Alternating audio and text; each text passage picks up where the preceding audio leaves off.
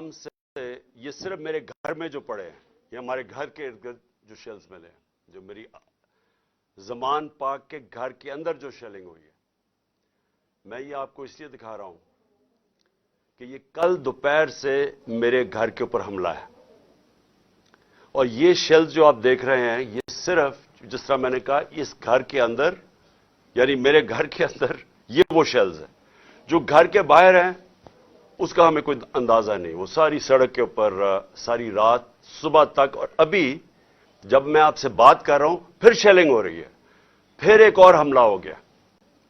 تو میں اپنی قوم کے سامنے ایک سوال رکھنا چاہتا ہوں کہ یہ کون سا میں نے اتنا بڑا جرم کیا تھا کہ میرے گھر کے اوپر حملہ، کبھی کسی پولیٹیکل لیڈر کے گھر کے اوپر اس طرح شیلنگ نہیں ہوئی.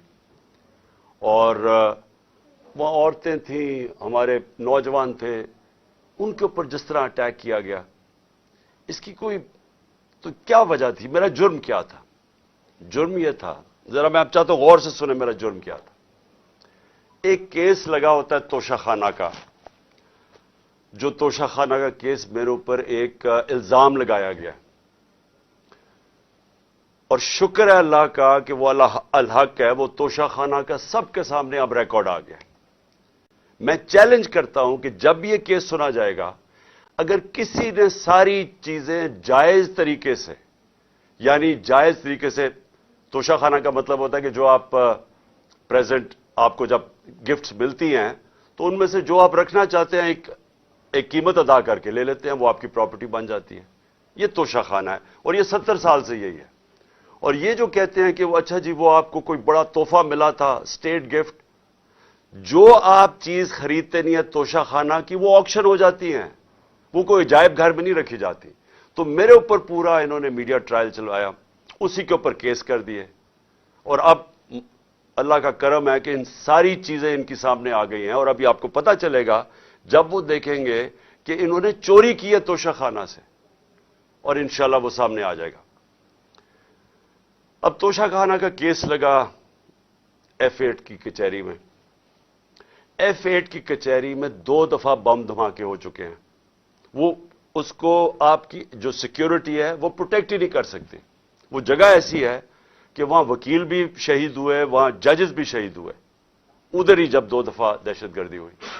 تو جب وہاں اس کو پروٹیکٹ کر ہی نہیں سکتے، اور خود انٹیریئر منسٹر کہہ رہا ہے کہ میری جان خطرے میں ہے، انٹیریئر منسٹری کہہ رہی ہے کہ میری جان کو خطرہ ہے. ایک میرے اوپر حملہ ہو چکا ہے. مجھے پتا ہے کہ جو لوگ آج بیٹھے ہوئے ہیں یہ اقتدار میں، جو شہباز شریف اور رانا ثناء اللہ، انہوں نے ہی پہلا میرے اوپر کیا تھا، اور ایک اور ایجنسیز کے آدمی نے. اب وہی پاور میں بیٹھے ہیں، خطرہ ان سے ہے. تو میں ایک چیز مانگی کہ مجھے سیکیورٹی دیں ادھر جانے کے لیے، اور اگر سیکیورٹی نہیں دے سکتے تو میرا ادھر کر دیں کیس جدھر مجھے سیکیورٹی ملتی ہے. جب سے میری ٹانگ ٹھیک ہوئی ہے میں 2 دفعہ ایک لاہور ہائی کورٹ گیا اور ایک اسلام آباد، کوئی سیکیورٹی نہیں تھی، کوئی پروٹیکشن نہیں تھی. اور پھر میں واضح کر دوں کہ یہ انپریسیڈنٹڈ ہے کہ ایک ایکس پرائم منسٹر کو قاتلانہ حملہ ہوتا ہے، اس کے بعد اس کو سیکیورٹی نہیں ملتی. اس کے لیے اس وجہ سے ہم نے عدالت میں گئے ہوئے ہیں کہ ہمیں سیکیورٹی دو، اور اس جج نے میرے اوپر وارنٹ نکال دیا. اب یہ وارنٹ کیا ہے؟ جس کے لیے پولیس آئی ہوئی تھی. میں یہ ذرا سارا آپ کو سمجھانا چاہتا ہوں کہ یہ جو ساری ابھی بھی شیلنگ ہو رہی ہے، یہ پولیس کا اور کوئی کام نہیں ہے، پوری فوج کی فوج آئی ہوئی ہے، رینجرز آئے ہوئے ہیں کہ اس طرح کوئی دہشت گرد یا زمان پاک میں بیٹھا ہوا ہے. وارنٹ صرف یہ تھے کہ آپ کو پولیس عدالت میں پیش کرے، یہ ہے وارنٹ. اس عدالت میں میں اس لیے نہیں جا سکا کیونکہ سیکیورٹی کا ایشو تھا. عدالت نے پیش کرنا، یہ پولیس نے وہاں پیش کرنا تھا. رات کو جو پریزیڈنٹ ہیں لاہور ہائی کورٹ کے بار کے اشتیاق خان، انہوں نے شورٹی دے دی. ان کو میں نے آتھرائز کر دیا، انہوں نے شورٹی دی کہ وہ جو میرا اپیرنس ہے ہائی کورٹ میں وہ گارنٹی کرتے ہیں. 18 کو انہوں نے شورٹی دے دی میں ہائی کورٹ میں پریزنٹ ہوں گا. تو جب انہوں نے شورٹی دے دی تو وہ پولیس آفیسر جو مجھے اریسٹ کرنے آیا تھا اس کو شیورٹی مل جاتی، وہ کیس اس کو انتظار کرنا چاہیے. تو میں نے فیصلہ کر لیا کہ میں عدالت جا رہا ہوں، اس لیے تو وہ آیا تھا مجھے اریسٹ کرنے. اور یہ قانون ہے، یہ جو code of criminal C C P جسے کہتے ہیں کہ code for criminal C R P C, جو کوڈ ہوتی ہے جس کے تحت یہ قانون بنا ہوا ہے، اس کا سیکشن 75 کہتا ہے کہ یہ اگر کر دیں تو پولیس آپ کو اریسٹ نہیں کرتی. تو وہ رات لے کے پھر رہا اشتہا خان یہ اب شیورٹی، اور پولیس والا ہی نہیں مل رہا. وہ کیوں نہیں مل رہا؟ کیونکہ انہوں نے فیصلہ کیا ہوا تھا میرے اوپر یہ اٹیک کرنے کا. اب یہ میں آپ کو دکھا رہا ہوں کہ یہ صرف شیلز نہیں ہیں، یہ گولیاں آپ کے سامنے ہیں. یہ گولیاں چلائی انہوں نے یہاں. یہ گولیاں چلانے والے ایک آدمی کو عدالت میں پیش کرنے کے لیے نہیں آتے. ان کے عزائم، یہ جو اوپر سارے بیٹھے ہوئے ہیں جنہوں نے پہلے ہی مجھے قتل کرنے کی کوشش کی تھی، ان کے عزائم یہ نہیں تھے کہ عمران خان نے یہ عدالت میں کہ وہ کہہ رہا ہے کہ میں پہنچوں گا، اس کے باوجود یہ حملہ کر رہا ہے اور ابھی تک حملہ ہو رہا ہے. ان کا مقصد کچھ اور ہے.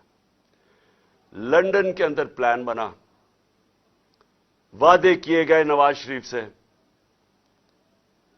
وعدہ یہ کیا گیا کہ اگر ہمیں بیک کریں گے تو میں آپ کو یہ کر کے دوں گا، جس میں عمران خان کو جیل میں ڈالوں گا، پی ٹی آئی کو ختم کروں گا، نواز شریف کو سارے کیسز ختم کروں گا. یہ پلان تھا پورا. یہ پلان بڑی دیر سے پتہ ہے، میں بتاتا جا رہا ہوں آپ سب کو. اس پلان کے تحت یہ گیم چل رہی تھی. کیوں میرے ورکرز اس طرح، جس طرح انہوں نے یہ دفاع کیا زبان پاک کی، میں تو کیا ان کو 2 دفعہ کہا، میں نے کہا دیکھو یہ میں کوئی انتشار نہیں چاہتا، میں چاہتا ہوں میں چلا جاتا ہوں، بیگ میرا پیک تھا. لیکن سارے کارکنوں کا کیا مسئلہ تھا؟ ان کو پتا تھا کہ جب سے ہماری حکومت گئی ہے ہمارے لوگوں کو تشدد کیا گیا جیل میں. کسٹوڈیل ٹارچر کہتے ہیں اس کو. جیل کے اندر تشدد کیا گیا. اعظم سواتی، شہباز گل، ہمیں پتہ ہے ارشد شریف سے کیا ہوا، ہمیں پتہ ہے سوشل میڈیا کے لڑکوں سے کیا ہوا، اور ہمیں پتہ ہے کہ وہ درویش، وہ جو اسپیشل انسان تھا جس کے پاس پیار کے علاوہ کچھ تھا ہی نہیں، ذل شاہ سے کس طرح انہوں نے اٹھایا اور اسے تشدد کر کے قتل کر کے سڑک پہ پھینک گئے. تو وہ سارے فکر کر رہے تھے کہ دیکھیں اگر انہوں نے یہ آپ سے لے گئے ایک دفعہ آپ کو، تو یہ آپ سے بھی یہ کریں گے. اس لیے انہوں نے رات سے وہ مقابلہ کر رہے ہیں ان کا، صرف اس وجہ سے. سو میں آج یہ پوچھنا چاہتا ہوں، میں وہ جو اپنے آپ کو نیوٹرل کہتے ہیں ان سے پوچھنا چاہتا ہوں کہ مجھے یہ بتائیں کہ رینجرز کو بھیجنے کا کیا کام تھا؟ میرے دیوار کے اوپر رینجرز چڑھ رہے تھے، اندر آنے لگے تھے. یہ میں کون سا جرم کیا کہ رینجرز کو یہاں اٹیک کروایا میرے اوپر؟ اور جب رینجرز اور ہمارے لوگوں کا آمنا سامنا ہوگا تو کیا کوئی قوم سمجھے گی کہ ہماری اسٹیبلشمنٹ نیوٹرل ہے؟ اور کیا یہ کرنا چاہیے کہ رینجرز یعنی فوج کو اور عوام کا آمنا سامنا کروانا چاہیے؟ جب ٹی ایل پی آ رہی تھی اسلام آباد کی طرف تو مجھے تب آرمی چیف نے کہا تھا کہ ہم بالکل فوج کو سولینز کے سامنے نہیں لے کے آئیں گے. تو اب کیوں آ رہی ہے؟ کیا وجہ ہے؟ کون سا جرم ہے؟ کیا جرم کیا میں نے؟ اور کیا وجہ ہے کہ اس طرح کی بے دردی سے، جس طرح کا ابھی تک سب کو یہ جو شیلز مارے گئے ہیں، گولیاں چلائی گئی ہیں، یعنی یہ کیا جمہوریت ہے؟ کیا ہم نے کبھی ہمارے 3.5 سال میں کبھی کسی کے اوپر 3 لانگ مارچز دی، پروٹیسٹ تھے، کیا ہم نے کبھی کسی کے اوپر یہ کیا؟ تو یہ کیا وجہ ہے؟ اس کے پیچھے کیا ہے؟ ہم سب سوال پوچھ رہے ہیں، ہم سب حیران ہیں کہ اس سب کا مقصد کیا ہے؟ چاہتے کیا ہے؟ کیا یہ وہ ساری وہی ایک تسلسل ہے کہ کسی طرح تحریک انصاف کو دیوار سے لگاؤ، لیکن اس سے بھی زیادہ عمران خان کو مائنس کرو بیچ میں سے، اس لیے پکڑنے آئے تھے؟ اور دیکھیں، میں آج اپنی ساری قوم کے سامنے کہہ رہا ہوں کہ دیکھیں میں نے پوری کوشش کی ہے جب سے میری گورنمنٹ گرائی گئی ہے کہ کوئی میری وجہ سے اس ملک میں انتشار نہ ہو. ہم نے سارے پرامن 70 جلسے کیے، سب پرامن. جب کوئی انتشار کا وقت آتا تھا، جب انہوں نے اسی طرح ہمارے اوپر ظلم کیا 25 مئی کو پچھلے سال، میں نے کینسل کیا, میں نے اس کو ختم کر دیا دھرنے کو, کیونکہ مجھے ڈر تھا کہ اب انتشار کی طرف جا رہا ہے. اس کے بعد 26 نومبر لاکھوں لوگ جمع تھے وہاں اس وقت پنڈی میں. ہمارا پلان تھا اسلام آباد میں جا کے دھرنا دینا, لیکن جب میں نے ماحول دیکھا جو انہوں نے 30,000 پولیس جمع کی ہوئی تھی, تو مجھے پتا تھا پھر یہ تو جان کے چاہ رہے کوئی کلیش ہو, تو میں نے وہ کینسل کر دیا. ہم نے 8 مارچ کو ایک پرمیشن لی ہوئی تھی, انہوں نے ہمیں شام کو پولیس نے پرمیشن دی تھی کہ اپنی الیکشن ریلی جو ہم نے اپنی 30 اپریل کی الیکشن کے لیے کرنی تھی, پرمیشن ملی ہوئی تھی, روٹ اپروو تھا. صبح لوگ آ رہے ہیں اور دیکھ رہے ہیں پولیس کھڑی ہوئی ہے اور پولیس کے جتھے کھڑے ہوئے ہیں اور لوگ ریلی کے لیے آ رہے ہیں, اور ایک دم پتا چلتا ہے کہ دفعہ 144 لگا دی جاتی ہے. کس وجہ سے؟ الیکشن جب ڈیٹ اناؤنس ہو جائے, آپ الیکشن ریلی کے خلاف دفعہ 144 کیسے کر سکتے ہیں, وہ بھی کیئر ٹیکر گورنمنٹ.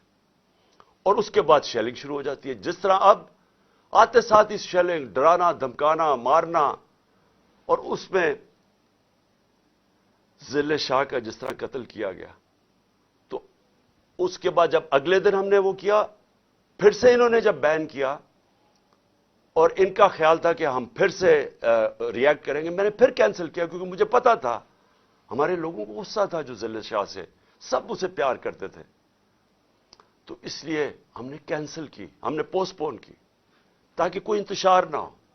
اب مجھے بتائیں, رات سے جب مجھے پتا چلا کہ اچھا یہ وارنٹ آ گئے ہیں, تو چلے میں شیورٹی دے دیتا ہوں, وہ بانڈ سائن کر دیتا ہوں میں اس کے ساتھ, اشتیاق خان کے ساتھ, پریزیڈنٹ لاہور بار ہائی کورٹ بار ایسوسی ایشن. تو پھر کیا چیز رہ گئی تھی, کیا وجہ ہے؟ ابھی تک حملے ہو رہے ہیں, عدالت کے اندر ہمارا کیس پڑا ہے, عدالت میں ہم گئے ہوئے ہیں اسلام آباد میں اور لاہور میں, اور ابھی تک یہ شیلنگ رینجز نے پھر اٹیک کر دیے.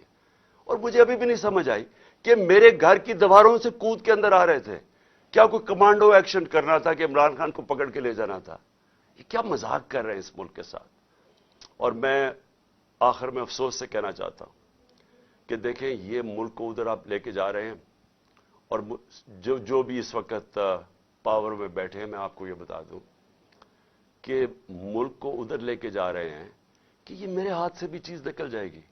اب یہ جو لڑکوں نے, یہ تھوڑے سے تھے, جس طرح انہوں نے وہاں کھڑا ہو کے ٹیئر گیسنگ سب کے باوجود, اتنی بھاری پولیس کی نفری اس کے سامنے کھڑے ہوئے ہیں, صرف اس خوف سے کہ چیئرمین کو اٹھا کے لے جا کے یہ پھر جیلوں میں تشدد کریں گے. اور خوف یہ ہے کہ انہوں نے قتل کرنے کی کوشش کی تھی اور یہی اب جیل میں لے کے جا رہے ہیں. کسی کو اعتماد نہیں ہے ان مجرموں کو, یہ جرائم پیشہ لوگ ہیں, کسی کو ان کے اوپر اعتماد نہیں ہے. تو میں سوال یہ پوچھتا ہوں کہ جو اس وقت اقتدار میں بیٹھے ہیں, جو پاور میں ہیں, جو پاور کنٹرول کرتے ہیں پاکستان کی, اور وہ یہ نہیں ہے یہ جو رانا ثناء اللہ اور یہ جو شہباز شریف ہے جن کے پاس پاور ہے, کیا کوئی فکر ہے آپ کو پاکستان کی؟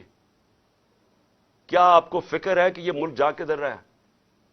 کیا آپ کو فکر ہے کہ میں اگر آپ جب بھی مجھے پکڑ لیں گے کیا ہوگا؟ جیل میں چلا جاؤں گا, زندگی موت اللہ کے ہاتھ میں ہے, عزت ذلت اس کے ہاتھ میں ہے, کیا کر لیں گے آپ؟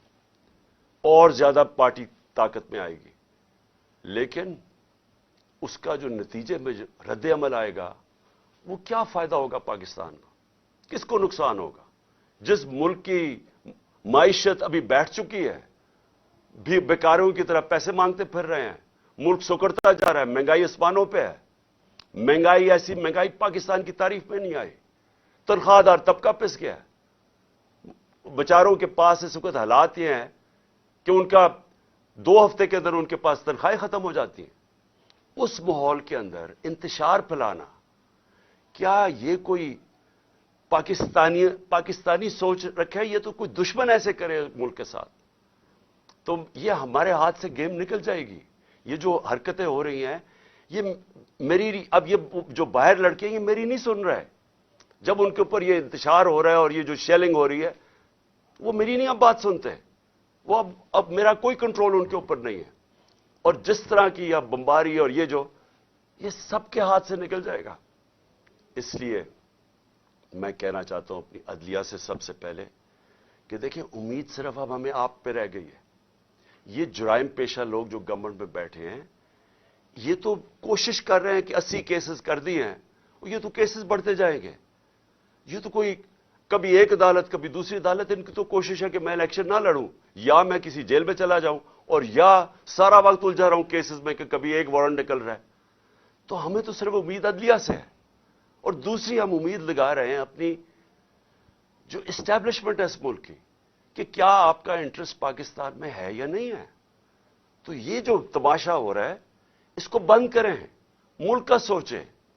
یہ جو بھی پلان ہے لنڈن کا اس کے اوپر نہ کام کریں, یہ ملک تباہی کی طرف جا رہا ہے. اور میری اپیل ہے آپ سب سے کہ اب اس ملک کا سوچیں. اب جن کا جینا مرنا اس ملک میں ہے, ہمارے تو کوئی باہر نہیں جانا, میں تو کوئی لنڈن نہیں جانا جس طرح یہ سارا ٹبر اٹھ کے چلا جاتا ہے یا دوسرا اٹھ کے وہ باہر چلا جاتا ہے. ان کی تو باہر پراپرٹیز اربوں ڈالر ہیں, ہمارا تو جینا مرنا یہاں ہے. تو میرا اکیلے کو فکر نہیں کرنا چاہیے, ہر اس پاکستانی کو اس ملک کا سوچنا چاہیے جو اٹھ کے لنڈن نہیں چلا جائے گا, جس کے باہر ڈالرز نہیں پڑے ہوئے, ان سب کو سوچنا چاہیے کہ ملک جا کس طرف رہا ہے. اور اپنی عوام کو آخر میں آپ کو کہنا چاہتا ہوں, میں پھر سے آپ کو کہنا چاہتا ہوں, میں پکڑا جاؤں, جیل میں بھی چلا جاؤں, جو بھی مجھے ہو جائے, آپ نے یہ جو حقیقی آزادی کی ہماری تحریک ہے, آپ نے سب نے اس میں شرکت کرنی ہے, کیونکہ غلام قوم کا کوئی مستقبل نہیں ہوتا. یہ جو ایک چھوٹا سا طبقہ اوپر حاوی ہوا ہے, قانون کے وہ اوپر بیٹھا ہے, ہر قسم کا ظلم کرتا ہے لوگوں پہ, خوف کے اوپر ملک چلاتا ہے, سارے ملک کے وسائل کے اوپر قبضہ کر کے بیٹھا ہوا ہے, یہاں سے پیسہ چوری کرتا ہے, ہنڈی والے سے باہر بھجوا دیتا ہے. ملک کا ساری چوری کا پیسہ آج ان کے بڑے بڑے بینک اکاؤنٹس اور لنڈن اور باہر مغربی کیپٹلز میں ان کا پیسہ پڑا ہے. صرف دبئی کے اندر 20,000 پاکستانیوں نے, یہ ابھی بلومبرگ کی رپورٹ ہے, 20,000 پاکستانیوں کا دبئی میں $10.4 ارب پڑا ہوا ہے. تو ملک کیسے آگے جا سکتا ہے اگر یہ ان لوگوں کے ہاتھ میں ملک رہے گا. اس لیے میں قوم کو آج کہہ رہا ہوں کہ آپ نے پوری طرح اس حقیقی آزادی کی جہاد میں شرکت کرنی ہے. پاکستان زندہ باد.